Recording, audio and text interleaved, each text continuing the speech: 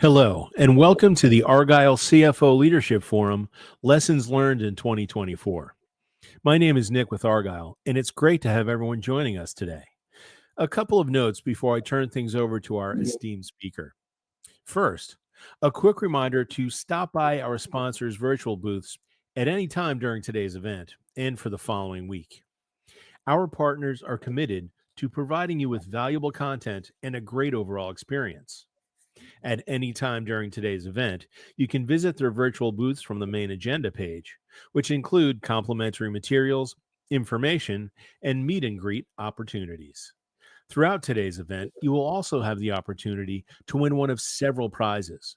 So be sure to check out the prizes and raffle rules tab of the interface to see how you can earn points. To ask questions throughout the session, simply type into the Q&A chat, and we will address your questions at the end of the session. Now, without further delay, I would like to introduce our speaker, Matt Pileski, Regional Chief Financial Officer, Arthur J. Gallagher. We're super excited to have Matt with us for a keynote presentation titled 1 + 1 = 3, Budgets, Driving Motivation and Performance with Strategic Budgeting. Welcome, Matt. Over to you. Okay. Well, hello, everybody. I'm excited to be here. And this is a topic I really like. I mean, it's the lessons learned. We spend so much time budgeting. I've been trying to spend more and more time with my team saying, well, why do we budget? And look, 1 + 1 = 3, we'll get to, but we should always hope that the sum of the parts equals more than their individual values. And then also knowing, having done budgets for 15 years or so, when we hit the budget, nobody asked me a question. When we miss the budget, the answer is usually, well, how am I motivating my team? How are we measuring performance? What are we doing about it? So really, this is all integrated, and that's what we're going to talk about today. So we're jumping in here.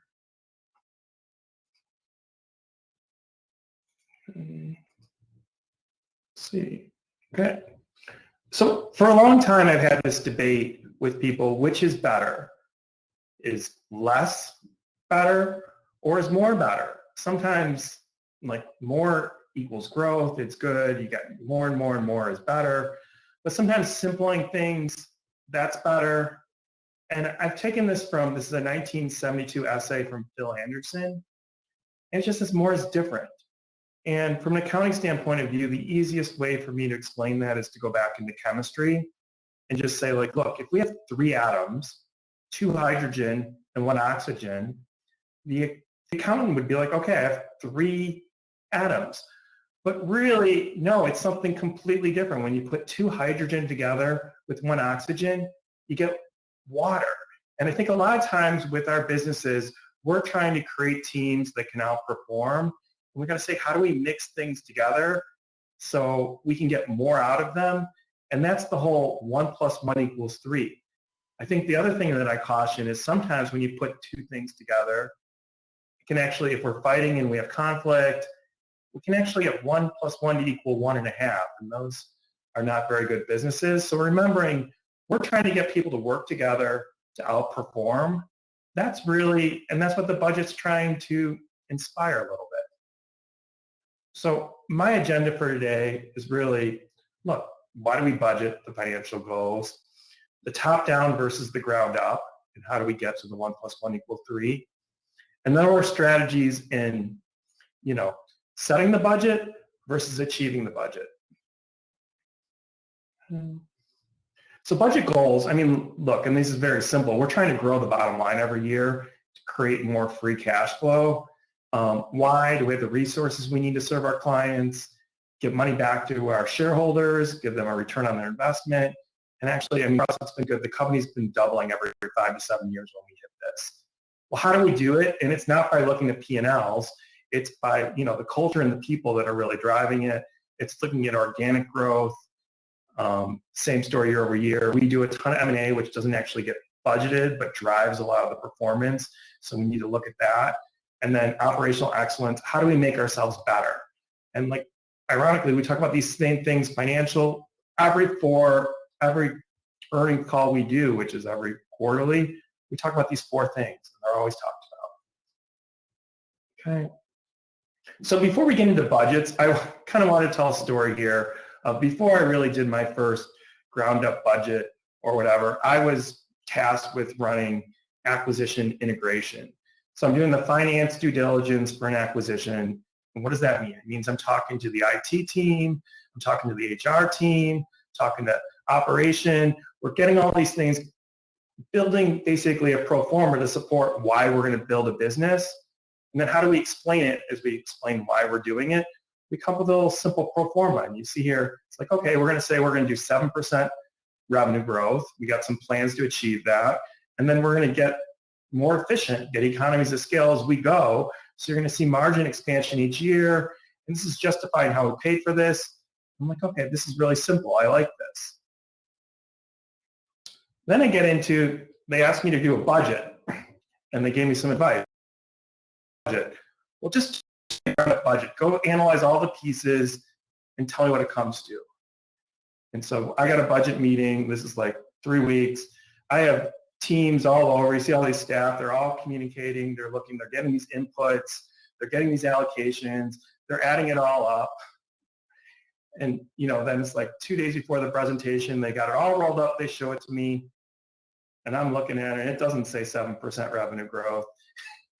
And we're going to get margin expansion. It says basically revenues are going to be flat to negative, but we're going to need to spend more money. And I'm like, why did I do all this work? Because obviously that's not where we're going to go.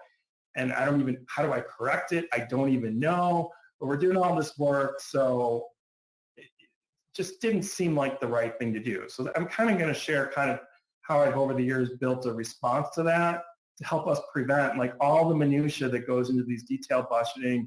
Because it's like, look, when you do all this detailed work, it only takes 1 or 2 people to make a mistake to make everybody's work not really that meaningful. So when we're saying like, how do we outperform? Why are we doing a budget? To kind of hold ourselves accountable to financial performance, but also we want to like make sure we don't set the budget too high so we can't achieve it, and not too low so we achieve it too easily. It's like we want to get that sweet spot. I like to talk about Goldilocks all the time, but it's like, look, let's start with like, let's just say we had $500 million and we want to grow 10%. What's our target, right? And then we're going to get some margin expansion. So we're looking at, okay, here's my top line growth. Here's my bottom line growth. These are kind of the ratios I kind of want to hit. Then I got to know my drivers to get there. I don't look at everything. I look at the key drivers, which are, look, my revenues.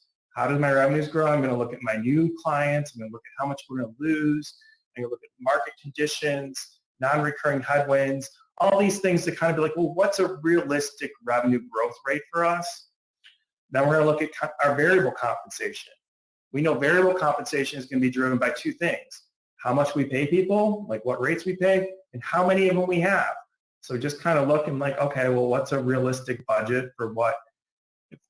If commissions and fees are going up, hopefully, and we want them to go up more, not less, then we can pay people more, and then we talk about how to cut it up.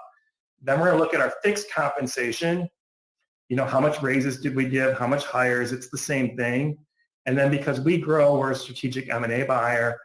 We don't even budget for M&A, but trust me, that drives results, and we don't get a pass just because it wasn't budgeted for. We got to integrate that, and that's heavily influential on the numbers. Okay. So taking all that complicated stuff, when I want to get buy-in from the business, first thing I want to talk is, well, there's a correlation between your revenue growth, your comp growth, and your bottom line growth.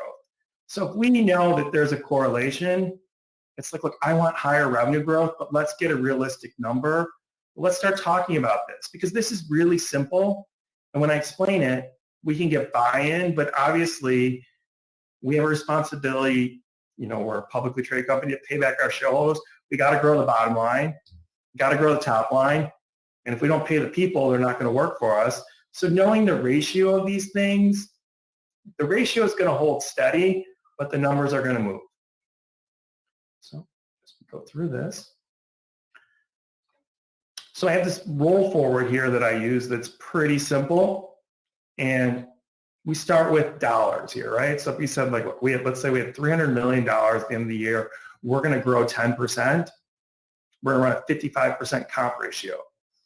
OpEx is going to be a 15% ratio, which is going to give me about a 30 margin. Well, now how do we get from this year to next year? Well, we're going to have some revenue growth there. We're going to have $30 million of revenue growth. We're going to have some variable comp on there. So let's say that's 25% there. We're going to add that in. Then we paid some raises during the middle of the year this year. Those are going to roll into next year. We're going to have to do raises again next year. So obviously we're going to have to do those. We have hiring trends where we hired people. And if we're a growing company, those are going to be going up. But then here's the one, the economies of scale. This is the one that the business usually doesn't like to pay the price of the economies of scale. They do expect you to get scale as you grow. So you have some savings baked in that you have to achieve. Now we get these at the top level, trying to do this at an individual level. Think of like me personally. Okay, Matt, it's going to grow. You got to get economies of scale. Well, I actually do if I take on more stuff, but this is a little bit, it's not concrete. It's a conceptual thing where it's like, okay, we don't get to spend every dollar that we make. We got to pay. We're getting economies of scale. We're obviously going to have to make, if we want to get better, we got to make technology investments. We got to pay for some of those technology investments. We got to pay for inflation. We got to get synergies on the OpEx side too to pay for some of these things. So you roll all this up and it's like, look, like it kind of goes somewhat neatly back to what the M&A slide did. It's like, okay, well this year we're running a 30 margin. We're going to get 2 points expansion on comp. We're going to get 2 point expansion on OpEx. That gives me my 0.4 of a point. And like, look, then I'm going to get 11.6% bottom line growth. So I get them focused on these percentages. And let's say we're doing this in October timeframe. So then we get into December where we are right now. Let's see here. There we go. And I've been told we're terrible forecasters. We never get the forecast right. And I hate to say it, but my job is to monitor things and make sure we get resource allocation right. It's not to precisely know what's going to happen in the future. So we do get forecasts wrong quite often.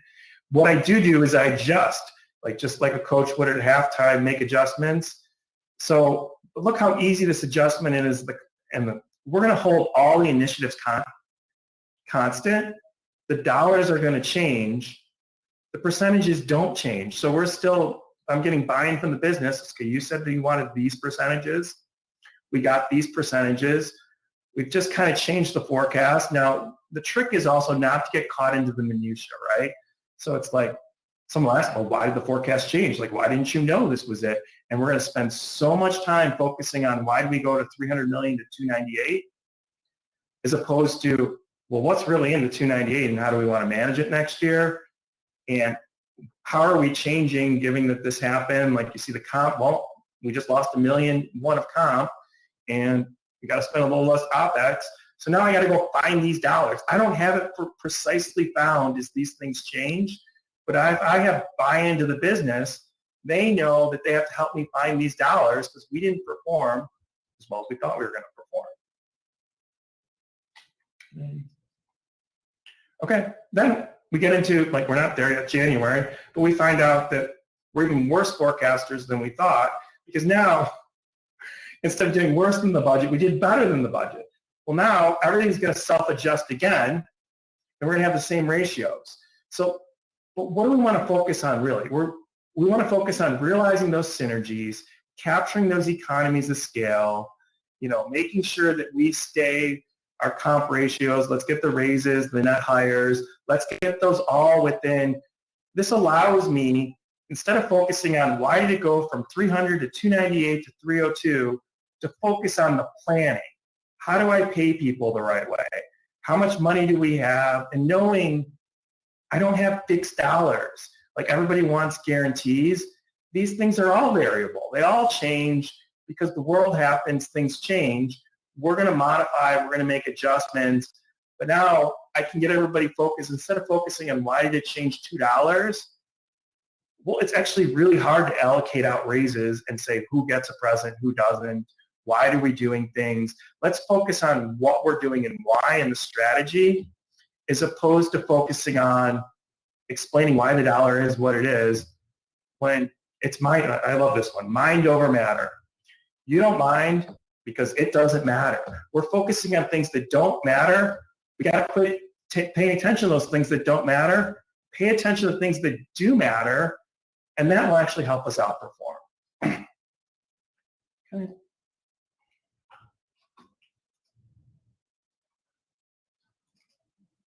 Okay, so now let's go to, we get our budget. Now we got to achieve it, which it's actually much easier to set the budget than it is to achieve it. And so some simple strategies here. Look, if I have a number of reporting things that report up into my region, let's say I got 10, and they're all doing different things, and I got to track all of them, that's going to drive my simple mind crazy. Now, I do have to do that, but when I break it down and explain what's going on, I want a more simplified structure. So let's kind of take these 10 locations, let's break them into 3 locations. And here's the other thing. In these 3 segments, they don't all have the same budget. They all have different capacities, different things, and they can all do different things. So we're going to measure all of them a little bit differently, have different expectations. And this is where I would say there should be, everybody wants to standardize things and make them more efficient.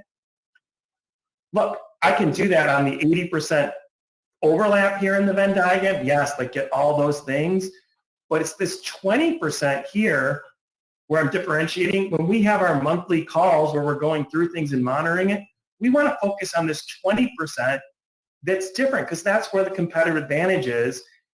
And that's what we got to do in order to hit this. The other thing too is by doing this as a team and having 3 people that can trade with each other.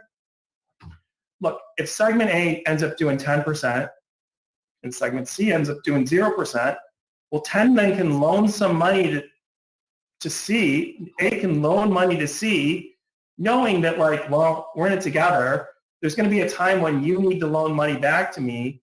This enables money to go back and forth. I mean, if we're all beating, then we can all ask for more money. But if A beats and C misses, A may have to pay for C before they can just take the gains for themselves. So getting them this teamwork mentality to understand that we're in it together, because things happen. You know, things happen outside of your control all the time. And when we get the good things, we want to take credit for all the good things that happen to us. And when bad things happen to us outside of control, well, somebody else needs to pay for that. Well, the question is who?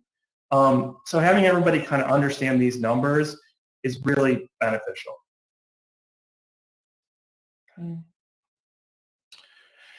Okay, measuring things with different camera angles. I like to compare myself to an instant replay official because we got to measure all these things.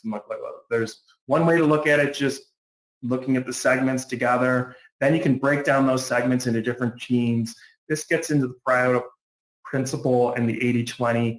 You got a couple things in here. We got to break it down and figure out what's driving the results. We got to look at it in segments. We look at it in all these different angles. Again, so once we do all this complicated analysis, I really don't like to show all this information because then somebody picks out like the number here at the bottom of the page or says, why'd you put that in 4-point font as opposed to 8-point font? We like to make it really simple what we're showing, so then we just show the one camera angle that we think is going to drive the difference and help us outperform. Okay. Here's the other thing that I consistently talk about. To hold our margin flat, well, comp and revenue can grow at the same rate. So every time somebody says they want more money, I say, just get me more revenue growth. Because as revenue growth goes up, what do you know? Comp growth goes up too. But just because you have the revenue growth, that doesn't mean you automatically get to spend it. We have controls over compensation to make sure that when we need money, we can get money. And investment dollars are scarce.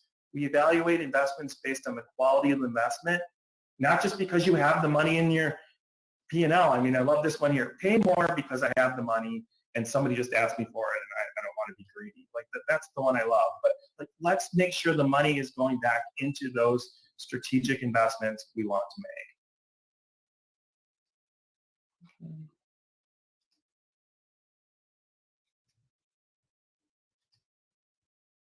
Okay. Okay. We spend so much time on financial metrics that we also need to look at the non-financial metrics. We spend a lot of time on them, like, do our clients love us? If our clients love us, then we can ask them for referrals. These things tend to organically just help each other. So let's be aware of, like, how do people feel about us? Same thing, if our employees are our number one asset, we'll get a return on them. What's the easiest way to get a return on them? Have them be happy and engaged at work. Well, you're instantly, whatever you pay them, you're instantly going to get a higher return when someone's trying to actively problem solve and be part of the solution, as opposed to just, well, I did it because my boss asked me to. I don't really understand it. I don't really like it. Like, get our people working for us to solve problems, and, you know, make sure they know if revenues go up, it's going to benefit them. It's not going to benefit everybody in exactly the same ratio, but the more money we have, the more options we have. This is a book that just came out from one of, Keith Ferrazzi, who's been huge in networking, but this Never Lead Alone. We run a hub and spoke model, like a lot of this, where you have regions that report into. The strategic view of that is, well, the hub must know more than the spokes. And they do know more in some things, but there's other things where the spokes know a lot more. And so how do we go from competing against each other to more this leader and co-elevation? How do we share information to make each other better? How do we act like we're on the same team as opposed to different teams and all benefit? Like, how do we move, from cognitive avoidance, where maybe we talk about each other behind each other's backs, to candor and trust, and let's share. How do we go from serendipitous teams where everybody's just like, well, I'm doing my thing versus your thing, to getting a perfect team? Like, how do we get a shared meaning? How do we focus on the team over the individual? Like, every comp request I get is about individual. I get very few on, well, team won, so here's what the team gets. Now, how do we cut up the pie? No, it's always about the individual first. How do we get to elevating collaboration, where we're collaborating on something not just to get it done and say we did it done, but to actually go and raise those revenues so we have more comp to spend on people? Agility, like the return to work, like, okay, how do we make it so people can have flex schedules, can change, can move into new roles, we can repurpose them, like. So all this stuff is, again, you do your budget and you just have a number, but the way to realize the budget is getting engaged people to help you hit the budget. Okay. Next. So this is one, it's not really so much budget, but this is just a helpful hint that I like to go through here.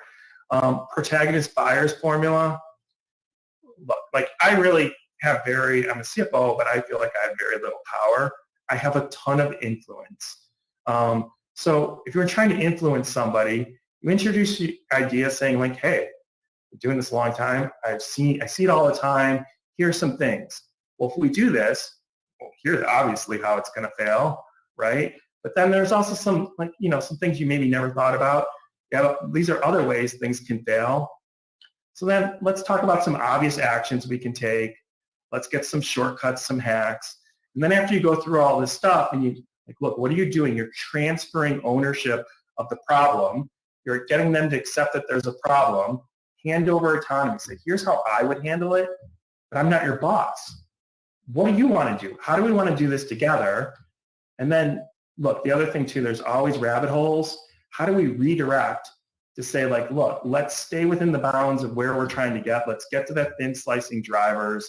The truth is there's hundreds of things to worry about, but these are only the 3, 4, 5 that matter. Focus on those.